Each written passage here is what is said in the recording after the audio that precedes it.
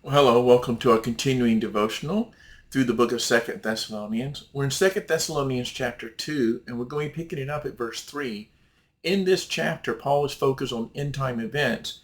He's already encouraged and warned the Christians not to overreact to every single thing that happens and read some kind of prophetic significance into it. But then he goes on to tell them what they can look for, some things that are going to happen in prophecy so that they can be ready and be prepared and not be misled in any way. So the first thing he starts off saying is in verse 3 by saying this, let no one deceive you in any way, for that day, the day of the Lord, will not come unless the rebellion comes first and the man of lawlessness is revealed, the son of destruction. So he's saying when it comes to end time stuff, don't let anyone deceive you. Don't get misled. Don't get caught up in the latest bestseller, the latest sermon series that somebody's promoting. Sometimes these things are good, but sometimes people are way off and people can be misled. He said you have a responsibility to understand this, what to look for. Let no one deceive you in any way, for that day will not come until two things have to happen. First of all, that day will not come until the rebellion occurs first. The rebellion comes first. It does, and keep in mind, in the Greek, it's not a rebellion. It's something very particular. It has the definite article there. It's the rebellion. But what does that mean? The word for rebellion, it means to fall away, to turn away, to go in the wrong direction.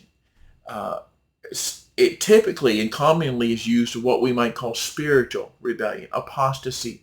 And many people believe, and there's a great deal of scripture to support this, that what he's referring to is that there's going to be a real turning away from faithful Christianity in the church and in the world, so that the visible church no longer holds to anything resembling true Christianity. They've turned away from the faith.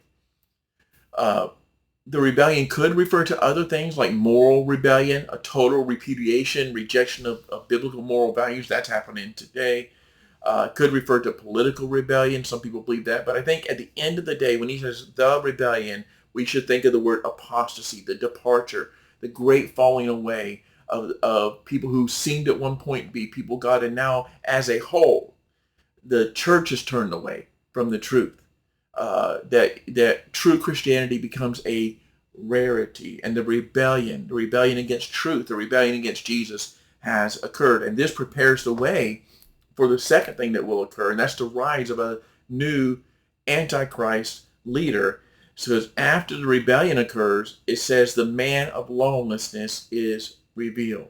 The man of lawlessness, also called the man of sin, also called the beast, but most commonly by us called the Antichrist. And what this is referring to is that God, he's saying, listen, two things got to happen before the final return of Jesus. There has to be the rebellion, and we talked about that, but there also has to be the rise of this man of lawlessness, this man of sin, the Antichrist. And this refers to a future ungodly world leader. He will lead the world. He will have an ungodly world political empire kingdom, and he's going to have characteristics that are so obvious there'll be no mistaking him. He's going to describe those characteristics in the next few verses. I'm not going to get into those yet. We'll look at those in our next devotional. But please understand, it's not questionable. This guy will be obvious. For those who know their Bibles, for those who follow Jesus, this guy will be obvious. We won't have to be guessing about who the Antichrist is. So two things must occur. The rebellion must occur first, the apostasy, the falling away, and the rise of the Antichrist. We'll see what that looks like in our next devotional. Have a blessed day.